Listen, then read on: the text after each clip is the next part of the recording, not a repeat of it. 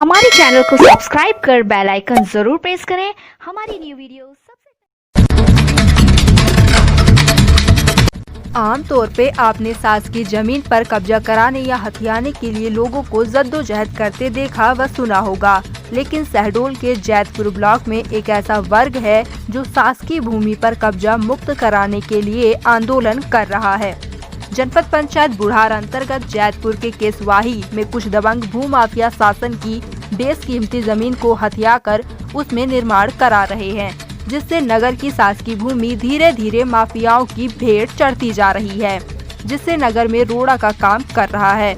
ऐसे में नगर के ग्रामीण व कीच जिम्मेदार शासन की इस भूमिका में कब्जाधारियों को बेदखल करने के लिए शासन प्रशासन को लाख शिकायतों के बाद भी कार्यवाही नहीं होने पर पंचायत के समक्ष क्रमिक आंदोलन कर दिया है।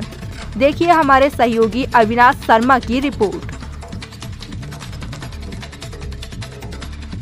क्रमिक अनशन आप लोगों ने शुरू किया है, क्या वजह है? सर, इसका मुख्य कारण ये है कि हमारे केसवाही में इतना ज़्यादा अतिक्रमण है कि यदि कोई शासकीय बिल्डिंग या कोई शासन की योजना के अंतर्गत कोई बिल्डिंग आती है तो यहाँ बनाने के लिए जगह नहीं है। विकास पूरा रुका हुआ, और उसका कारण ये है, विकास रुकने का मुख्य वजह ये है कि यहाँ के चाहे कोई भी हो, तहसीलदार साहब हो, एसडीएम साहब हो, पटवारी हो, कानून को हो, सब मुझे तो ऐसा लगता है कि सब बिके हुए हैं, सब पैसे लिए हैं।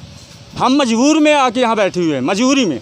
हमको शौक़ नहीं लगा है सर कि हम यहाँ आके और सब यहाँ बैठे हुए हैं, ये मतलब कि कोई सुनवाई नहीं। हमने जब सरपंच साहब से बात किया तो उन्होंने बताया कि हमने हर जगह सूचना दिया है, लिखित में शिकायत किया है, इसके बाद भी हमको कोई सुनने वाला नहीं है आदरणीय। और सबसे बड़ी चीज़ ये है कि यहाँ जितने नेता हैं, चाहे किसी भी पार्टी के हों, कोई हमारा साथ देने नहीं आता है। सबसे बड़ी चीज़ ये है, इसलिए हम मजबूर होकर, हमारे जितने युवा भाई हैं, इसलिए मजबूर होकर क्रमिक अनशन यहाँ कर रहे हैं।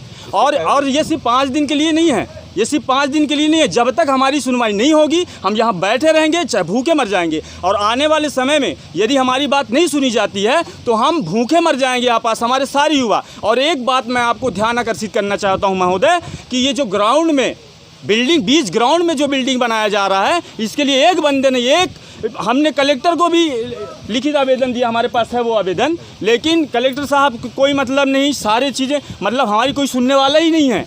5 दिन का आप लोगों का क्रमिक अनशन आज से शुरू हुआ है जी। किन मुद्दों को लेकर के? मेन है हमारे यहाँ जो शासकीय ज़मीनों पर अतिक्रमण किया जा रहा है कुछ यहाँ के भूमि माफियों द्वारा, और हमारा जो स्कूल ग्राउंड है, हमारे गांव का एक ही स्कूल ग्राउंड है जिसको हमारा सुरक्षित किया जाए।